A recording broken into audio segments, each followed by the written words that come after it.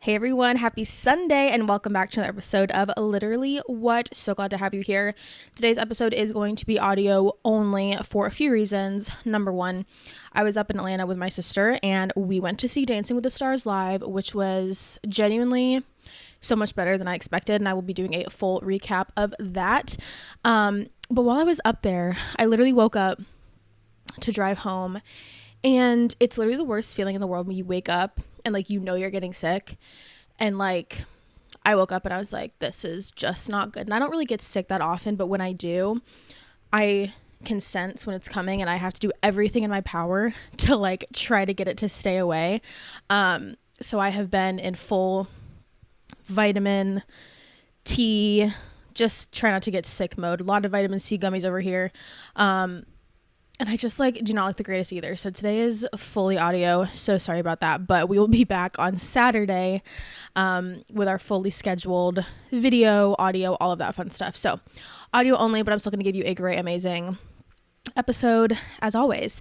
But a little bit of housekeeping. Make sure you are following the Instagram account. If you're watching this on YouTube, I do post all my episodes on YouTube. Even though this is audio only, it'll still be up there. Make sure you subscribe to the YouTube channel, give the videos a thumbs up, and then if you're listening to this on Apple or Spotify, please give a 5-star review, and it would really help me out, and I would really appreciate it. And I think that's everything. Housekeeping wise, it's pretty much the same every single week, but just in case we have any new listeners, just kind of give them the little heads up on all that fun stuff. So I think that's everything. So without any further ado, let's go ahead and get to some hot gossip, hot takes, stories, and advice that will have you saying literally what?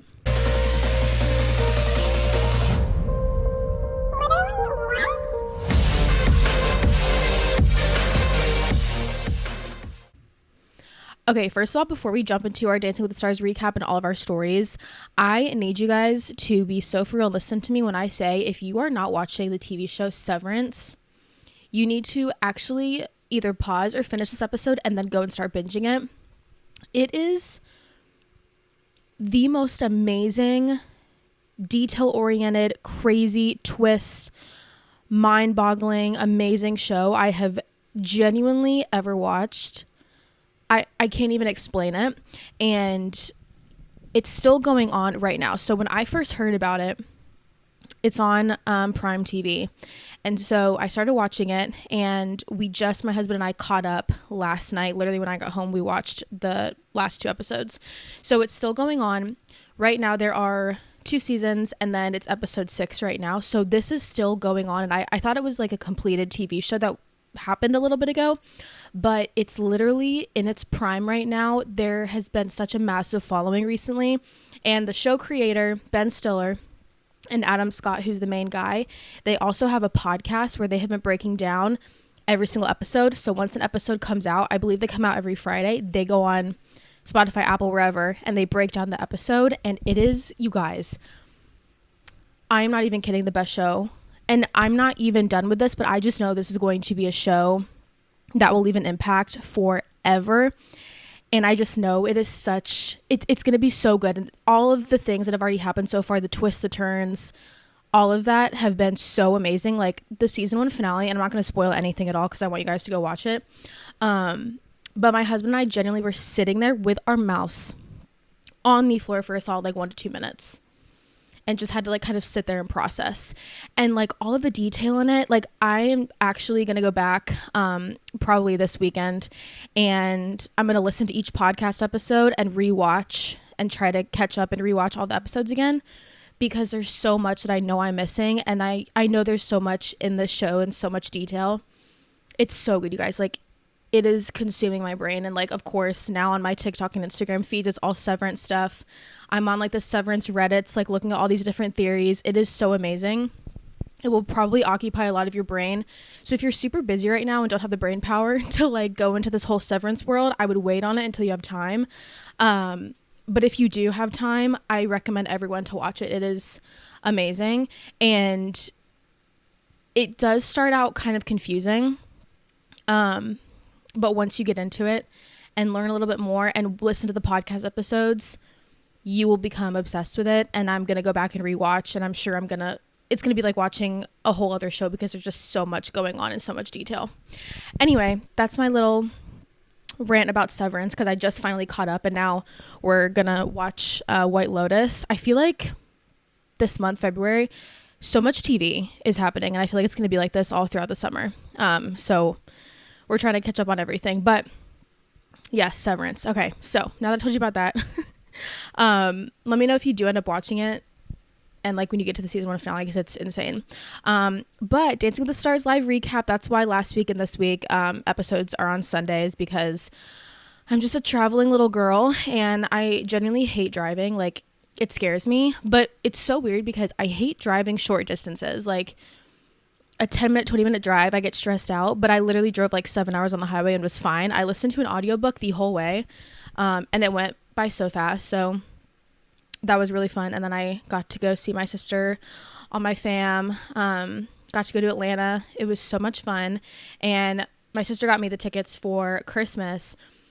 And in my head, I was like, okay, like I'm going to go see, the Dancing with the Stars cast. We went to the Fox Theater. I was just like, okay, it's going to be so fun. But there was something about, like, I've been watching this show for years and years and years. And obviously we watched this past season. And just sitting in the theater and then having all of the cast come out and you being in the same room as them, it was so cool and also so weird because like I'm used to seeing them on a TV screen, and then to see them all dancing on stage in front of me was wild. It was so crazy, and I would highly recommend, if you are a Dancing with the Stars fan, you need to go see this show. I'm sure they'll do it again next year because every single show they've done this year has been insanely successful, like all sold out every single city they go to. It was so busy when we got there, like it was crazy. But basically they do 2 different halves. They have an intermission, and it's kind of like a musical theater vibe. So they do some talking, they do some little bits here and there, like little skits, and they do a lot of different dances. So some of them are partner dances, some of them have like 3 people, 4 people, group dances. It was so amazing. And some of the dances, you guys, like, I was just sitting there in awe, just like staring. And I was just like, and my sister, like, we were just, some of the dances, we were just like so moved, and like it was crazy, like the way that some of these dances made you feel. So crazy. And I also was just sitting there like, how are they remembering all these dances? Because the pros, like, I don't even know how many dances they did. An insane amount of choreography and dances to remember. And then we had Steven, who was with Riley. He did his little pommel horse routine, and he did a lot of acting bits, and he also was in a few of the dances. And then we had Chandler, who was the other pro that visited for some of the shows. The only thing I will say is I feel like having Joey there would have made it a million times better, because we would have had Joey and Jenna, and that would have, I think, been what made it an A++. But it was genuinely so cool. I got a few videos, and then we had one of the dances. It was Save a Horse, Ride a Cowboy, and all of the male pros were walking through the audience, and then they stopped probably like 4 or 5 rows in front of where my sister and I were, and it was Dwight freaking Howard sitting in the audience, and I was just like in shock. I was like, what the heck is going on? So he was there in Atlanta. They pulled him up on stage. He did a little dance, and then he went and sat back down. And then they got up and left like before the show ended, and he walked like literally right past our seats, and I was freaking out. And I forgot that he lives like in Atlanta, because one of my best friends, like literally probably like 2 weeks ago, she sent my friend and I a picture, and it was Dwight Howard. She was at like a gas station. He was just like in there with his kids. And then literally like I'm at Dancing with the Stars, and he's sitting in front of us at the Fox Theater, and like I got to see him in person. It was just so funny.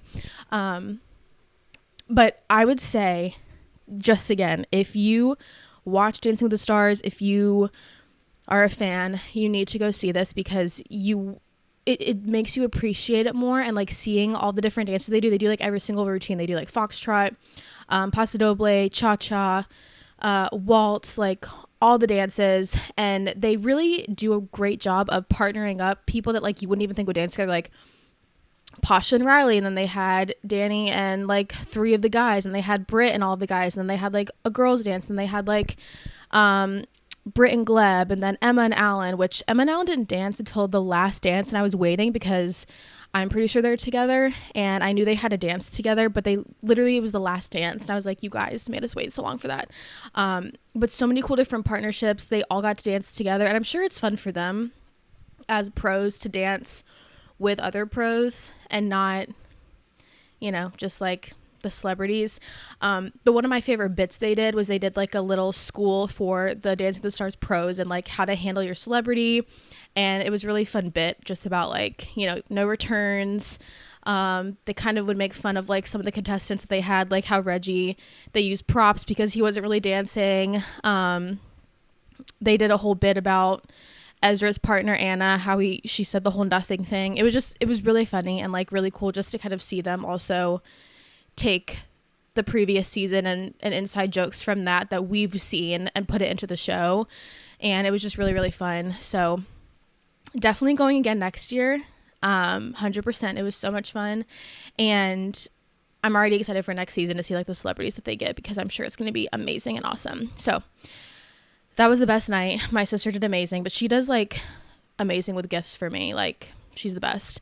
So thanks, girl, even though she doesn't listen, but love you still. Yeah, so that was the recap. So much fun. We did get out of there pretty fast after it ended. So I don't know if you were able to meet them. I'm not sure, but I just need to get out of there because it was so busy, you guys. Like I couldn't even walk. But so worth it. So amazing. So fun. 10 out of 10. 10 out of 10. All right. So our first story of the week, a little Kim K news. We haven't really had much Kardashian news, and I actually didn't even realize that they had another season of the Kardashians that had premiered. So that's also on my content plate, but who knows, I'll get to that. But Kim Kardashian and Nike, they have teamed up to launch a new activewear brand called Nike SKIMS. But you can't tell what that that entails. So they are launching a fitness-minded crossover brand that will debut the first collection this spring. And there's going to be a lot of anticipated activewear. That's going to be the first collection. And then there's going to be a global rollout in 2026. So it's kind of giving like they're going to test the waters, see how it goes, and then do a full launch of everything else that they have planned. And so it's going to combine the performance and fashion expertise from both powerhouse companies, and the collab aims to make its mark on the activewear industry and also make you look good while you sweat. And it's initially going to be available online, nike.com/Nike Skims, and at select retail locations. And here's what I'll say. I think this is actually pretty smart because obviously Nike's huge in activewear. Obviously Skims and Kim Kardashian is great at making clothes that are not just functional, but make you look really good. And I think that's something that's really, really good for us women, is like, we do want to look good, even if we're just like working out or in just like comfy loungewear. And even like loungewear I buy, like it's expensive, but it's also like, it feels great material, makes me look really good. And as I've gotten older, like I do want to focus a lot more on like making sure I'm investing in nicer clothes that will last me a long time and not just buying a ton of stuff. Like when I was in high school, I mean, Shein was like my go-to. I mean, I would buy like a $200 haul with like 100 items, you know what I mean? But it's like, it's important to buy really high quality pieces, and then you're going to have a really nice wardrobe for the rest of your life, and things that'll last forever. And especially companies like this, I mean, even if you get like a tear or anything, they always have like return policies and stuff like that and warranties. So I really, really do like this and think it's going to be very, very, very successful. So the brand's shared vision celebrates every dimension of athleticism, from elite to everyday athletes, and the products are going to be crafted to fit every curve and enhance the body's natural form. So some of what they have kind of shown is they have these bodysuits that, if you've ever worn Skims before, like their bodysuits are very comfy, but also like slimming and kind of suck you in and just make you look and feel amazing. And so when you look at the items that they've shared, it's very much Skims vibes, but I think having Nike, it'll also kind of help bring in that athletic side and what is going to make really great long-lasting activewear for people who are running, or maybe people who are just like doing everyday walks or who go to the gym every day. I really, really like this a lot. So they have like sports men's muscle tanks, boxer briefs, sport men's leggings, sport men's t-shirts, just some really great stuff that I think people are really going to love and want to add into their wardrobe. So very exciting. Alrighty, our next story is about one of my favorite Hollywood couple / not couples, because they still won't confirm anything. But Mindy Kaling received her star on the Hollywood Walk of Fame, and she had BJ Novak right there next to her. So she attended the unveiling ceremony for her very own star on the Hollywood Walk of Fame, honoring her achievements as a writer, creator, actor, and producer. And of course, she was joined by BJ Novak, who did give a heartfelt speech outlining her achievements and admiration of her. He said, "This is not the walk of hard work. Mindy is the child of immigrants. She would have been on that since first grade. This is also," did I just say first grade? Oh my gosh, first grade. He said, "This is also not the walk of talent. She'd have been on that since birth." It was a really, really great speech. And it was just like another instance where I'm like just wondering like what's up with them, you know, because she only had him up there with her, and he gave a really great speech, kissed her on the head, and it's like, okay, either they're just like really best friends who, like, I don't know, like, what do you guys think? Because like I really do believe that they're together, and like one day they're gonna come out with like some book or something and be like, yeah, no crap, we've been married this whole time, or like I don't know, but like seeing this in the video of him giving the speech and then like just them together, I don't even know what to think anymore. But it was really, really sweet. And I can't believe that she just now got a star on the Walk of Fame, because she's literally amazing. And I love her. I love anyone that has to do with The Office, but you know, that's just me. Okay, so a little more TV show news. Leighton Meister, she is joining her husband Adam Brody as a guest on Nobody Wants This Season 2, and she will be playing Kristen Bell's nemesis, I believe, in middle school. I am actually obsessed with this. One of my favorite things is seeing couples like working together on like TV shows and movies, and I think this is so sweet. I love them together. And I will say though, I did not finish Nobody Wants This Season 1.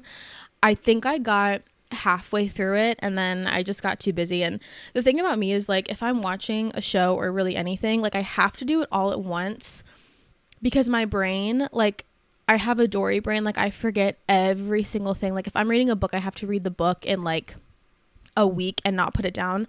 Otherwise, like if I pick it back up, I won't remember anything that I read. So Nobody Wants This, I didn't even finish it. I'm gonna just have to like restart it from the beginning, because I literally won't remember anything that went on. But this was obviously an insanely successful show for the first season, so I definitely want to watch season 2 with Leighton Meister, so I need to finish season 1. But anyway, she'll be joining as a guest, and the role will mark the latest time that she and her real life husband Adam Brody will share the screen. The last time was the River Wild show, I think, in 2023.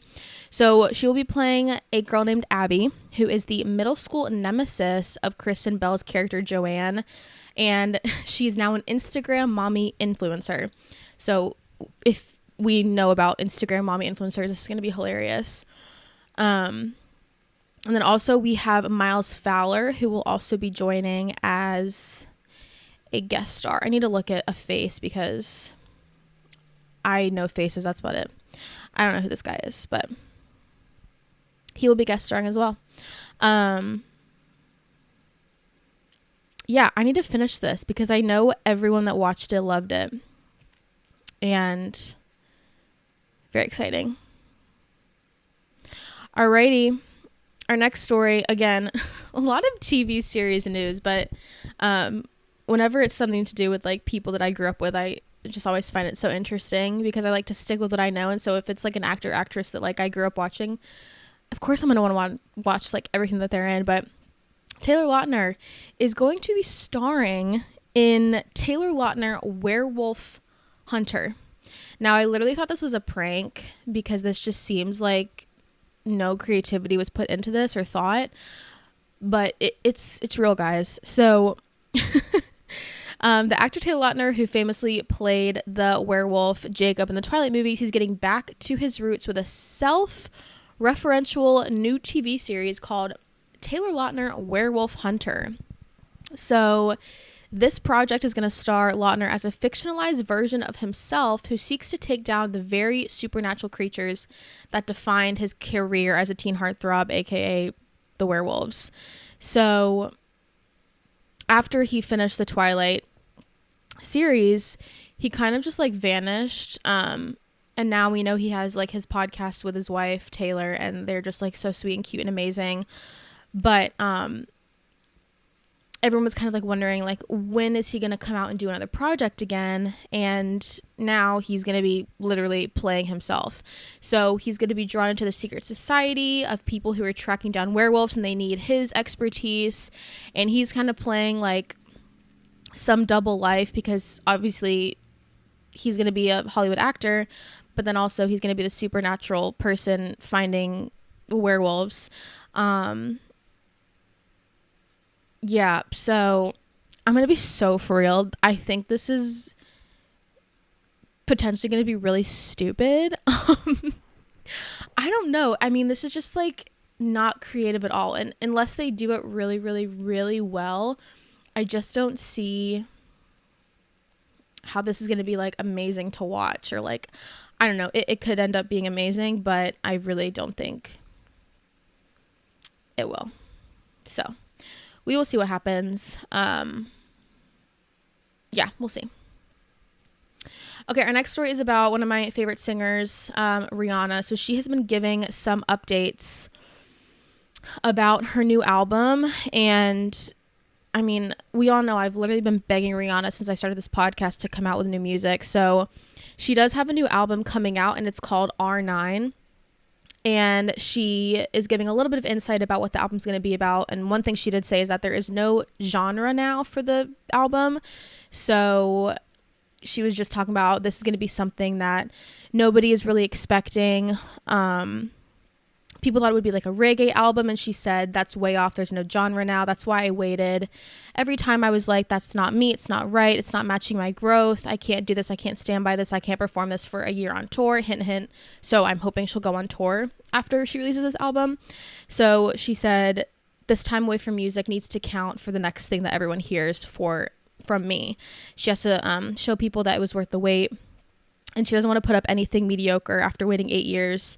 Might as well just wait some more. And I totally agree with that. I mean, I think it reminds me of like when Adele did her whole big tour, and I think it was when maybe she was in Vegas or something, and then she ended up canceling because she said it just like wasn't right and wasn't ready and not like good enough. And so she took like a month or two off to like redo stuff, and then ended up doing the tour. And people were like, I don't know why this would be so hard to like put together, because it just looks pretty normal.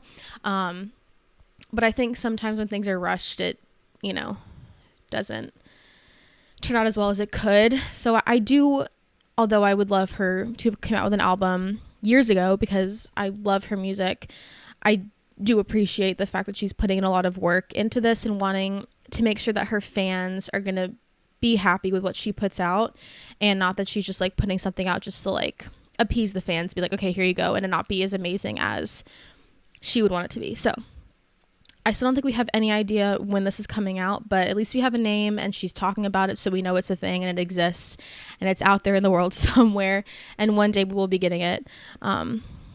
Fingers crossed. So anyway, okay. And then our last story before we get into all of our little recaps is, no shocker here, about another plane crash. So Delta is offering $30,000 to passengers who were aboard the flight that crashed and flipped in Toronto. So there was a flight that was going from Minneapolis to Toronto, and it crashed and flipped upside down. There were 80 people on board, 76 passengers and 4 crew members. They all survived, and 20 were taken to local hospitals and have since been released. But Delta decided they were going to give $30,000 to the passengers, and said that this gesture has no strings attached and does not affect rights. So I don't really know what that means at all. But when I saw this, I was like, that's it? That's all they're giving them? Because in my head, like, say, I mean, yes, nobody died from the crash, but being in an airplane crash, which is, even if people don't have a fear of flying, like, I think a plane crashing would affect any single person who is in a plane crash. And I think anyone who survives a plane crash probably might have PTSD, might never want to fly again, will probably be affected by the situation for the rest of their life. And I just don't see how $30,000 is enough for that, because I'm sure there's taxes taken out. You know, this could also be, here's $30,000 for a Delta flight. Like, you could use this for Delta. I don't know. And I've just been seeing way too many crashes and things with planes, and I am very, very scared of flying. I do fly a lot, but after seeing all of this stuff, that's what made me want to just like drive to see my sister and not fly, because I just didn't want to chance anything, especially flying by myself. If I'm like traveling with someone, it's a lot easier for me, but when I'm by myself, that's when like I start overthinking everything. So this is just, I don't know, I feel like this is not enough at all, because you're literally crashing, the plane is flipped over, a lot of people were taken to the hospital, but not only that, like, this is going to have a lingering effect to every single passenger for the rest of their lives, you know, because people who are scared of planes now are like, well, you know, at least like it's never crashed, like a plane's never crashed, blah blah blah. And it's like, well, now you can't really tell yourself that if you were in a flight like this, because it did crash and like you got $30,000 of, you know, here you go, sorry about that. And I don't think that's enough at all. Yeah, I was shocked when I saw that was the amount that they were paying them. But yeah, I need to like not keep seeing these plane crash stories, because it's like every single day I'm opening my phone and it's something about a plane. So what's going on, everyone? Because driving isn't the most fun. You know what I mean? All right, so now we're going to get into our recaps. We have Traitors and The Bachelor. We're going to do The Bachelor first and then Traitors, even though Traitors is just like pissing me off, you guys. I actually can't. But Bachelor episode 4, this is when the top 10 gals headed to Madrid, and so fun. I always love when they go to a different location, because the dates are supposed to get better, and then, you know, a lot of them are still pretty dumb, but they do get a little bit better because they're in a different country. So Dina got the first one-on-one date. And here's the thing, like, I love Dina. I think she is such a girl boss. I love her personality. I think she's great. I do not see her with Grant. I think she would overpower him, honestly, and I just don't think that they are a great pair. So I would not be surprised if she went home, or even if they both decided mutually that, like, the personalities just aren't going to work, and I just think that she needs someone else and not Grant. That's just my opinion, but love them, love her. Don't think they're right together. Then we have Carolina. My whole thing is she just needs to, like, stop talking, okay? Like, she's complaining about not enough time when she's had plenty of time with Grant. And I don't know if this is a tactic to, like, get screen time. Because on one hand, like, I understand her reasoning of, like, this process does move very fast. But also, this show has been on for years. Like, you know how the process works. So that also kind of bugs me, because it's like, you know how this works. And, like, you're still going to be questioned. Like, you can question. We've seen plenty of contestants. They get to the end and they're like, I'm not ready to, like, get married right now, because this is really fast, and that has worked out fine. But she's already had a one-on-one, and she's already complaining about not having enough time with him, and all these other girls, you know, are of course gonna get annoyed with that, and it's just a bad look. I did have a note that Parisa, she gave me very much Kardashian vibes. I don't know why. Like, I loved her. Like, I could see her having her own, like, reality TV show. But then we had the group date, and this was when they were riding donkeys, and then they went to be matadors and rode mechanical bulls. I did notice when they were riding the donkeys, he was right next to Juliana.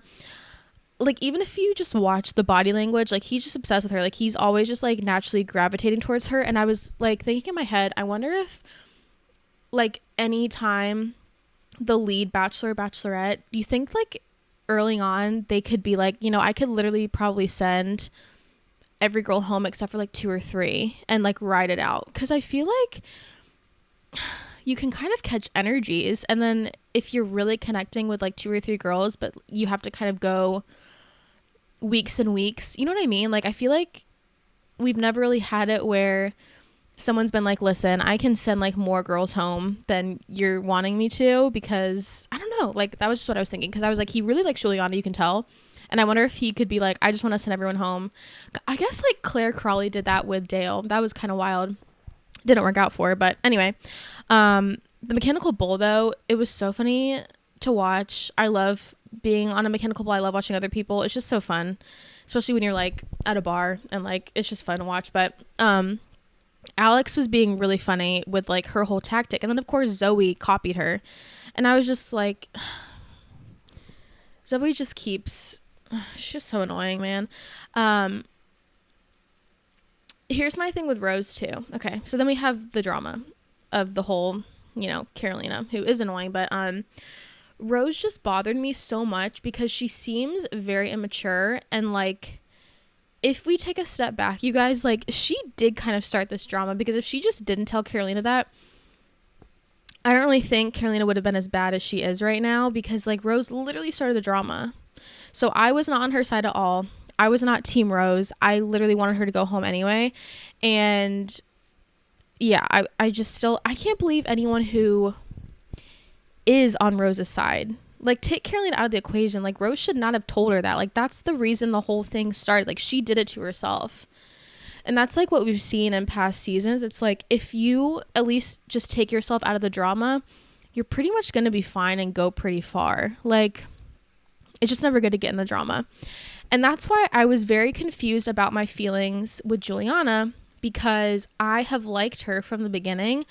But the way she asserted herself and was, like, being very confrontational with Carolina, I was kind of like, okay, but this isn't something that like a lead top 4, 3, 2 would do.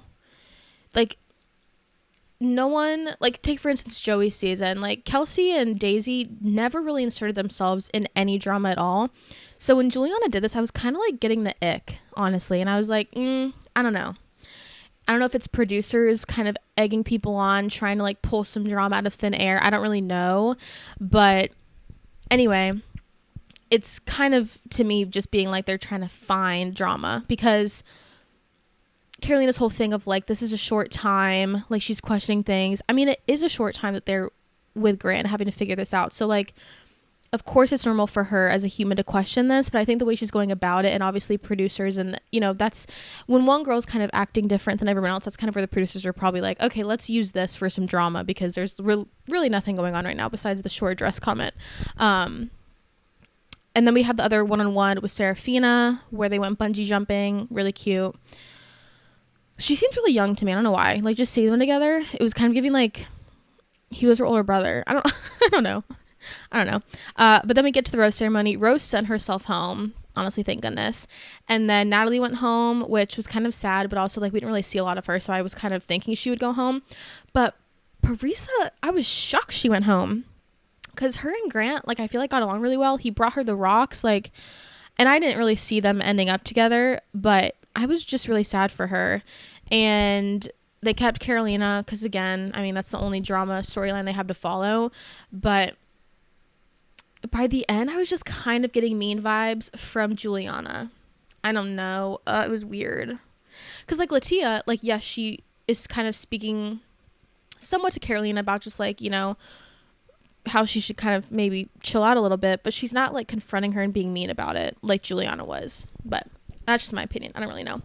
And then we had the Traitors episode 9 recap. Oh my gosh. I knew it would suck when Boston Rob went home, but like my worst nightmare happened. And anyway, beginning of the episode, they ended up sending Sam home, which I was glad, because he doesn't really give anything to the show. I mean, he kind of was questioning a few things, but like he was really quiet and didn't really care. As long as Gabby and Dylan stayed, I was a happy girl. I really thought they would seduce someone, and I was hoping it would be like Gabby, because that would have been hilarious, or Dylan, honestly. But they ended up sending Sam home, and then it's just Danielle and Carolyn again fighting it out. And in my head the whole time I was like, if Carolyn went home before Danielle, like, I'm literally not watching the show anymore, because Danielle is just so freaking, I literally cannot stand her. But the whole challenge thing was so fun. I love Kate. She's been on past seasons of the Traitors. She's amazing, my favorite. And I just liked the whole chess thing. It was so cool, I thought. But Carolyn, of course, I don't know why she was freaking opening her mouth. Like, my gosh. Ugh.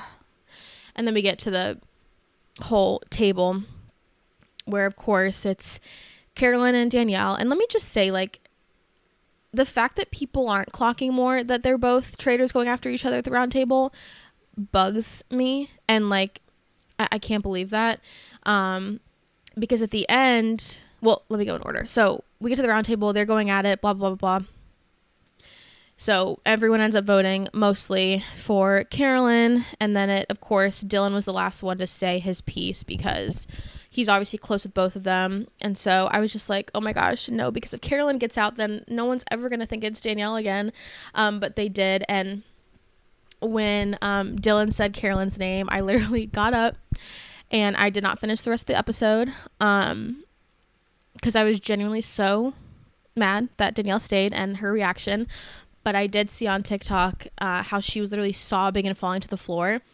And these people are idiots if they do not get Danielle out next week. So I did see a clip about Gabby being like, you don't think that was like two traitors going at each other? Because it was giving Boston Rob and oh my gosh, what's his name? The other guy. Bob the drag queen. Thank you. But if they do not vote Danielle out next week, that's so obvious. But this is what's going to happen, okay? Because she's obviously going to recruit freaking Brittany. And then Brittany was in the room when Gabby was kind of saying, you know, Danielle, so they're going to kill off Gabby. And then it's just the season and it's not going to end how I want it to. And I swear if Danielle wins anything, I'm actually like going to riot because I cannot stand her. She is actually the most annoying human I've ever seen on TV. Like, I actually enjoy watching Tom Sandoval now. I enjoy. That's whack. Oh my gosh, you guys. Like, literally, when I saw that it was Carolyn going home, I said, okay, bye. Turned it off. Couldn't even watch anymore because I was that annoyed. Like, I genuinely can't believe these people at all. But that's everything. I have also been watching Summer House, but I'm not going to recap that because it's a whole history of things that you guys would have to watch because now we're on season 9 and it's just go watch and back and watch Summer House because it's like actually a really good show. But I'm watching Summer House as well, and then of course watching Severance, and then of course watching White Lotus. I kind of might want to do White Lotus recaps maybe, or maybe I'll just do like one like every other week. But White Lotus is such a good show, but it's also just like such a creepy show, but like it's so good, but it's also like so weird to like watch, but I am obsessed with it. I also heard they changed the theme song, so I haven't heard it still, but I think tonight we'll watch the first 2 episodes and I'm so excited because it's gonna be, from what I've heard, really good and even more messed up of a season than the past 2 seasons. But yeah, again, you guys, watch Severance, and even if you watch like the first couple and you're like, no, I'm not really into it, just keep watching, listen to the podcast episodes, look at the subreddits. There's like subreddits for each episode where people will talk about the episode and also like give their theories. That's helped me a lot because like when my husband and I watch it, like we watch it together and he like understands everything because like he's so logical and like connects all these things, and I have to be there and have him pause and be like, can you explain this to me? Because like I'm literally not understanding. But once you understand what's going on, like everything clicks and like you understand it. But I do think I have to go back and rewatch it all again to really understand it, because I just know this is going to be such an amazing show and it's gonna like, yeah, be amazing. I also saw, so the season started, I believe, this past January for season 2, and they did a whole, Apple TV did a whole thing at Grand Central Station where they had the main characters do this whole pop-up thing of, you'll just have to go watch it and you'll understand, but it was so cool to see. It's such a good show, you guys. I'm not even kidding. You have to watch it. But anyway, that is our show for this week. I will be back Saturday, so we'll be back on our Saturday schedule with the video and audio. You're welcome. And yeah, we have, of course, I'll post Saturday, and then we have the Oscars that next Sunday, so that'll be recapped in 2 weeks. And And we also have Lady Gaga's new album that comes out next Friday, which is really exciting too. But yeah, so much fun stuff. Anyways, thank you guys so much for tuning in. As always, make sure you are subscribing to the YouTube, 5 stars on Spotify and Apple Podcasts. Go follow the Instagram. That's where I give like all my updates and like what's going on and all that fun stuff. But yeah, I hope you guys have an amazing week, and I can't wait to see you next Saturday for some more hot gossip, hot take, stories, and advice that will have you saying, literally what? All right, bye guys.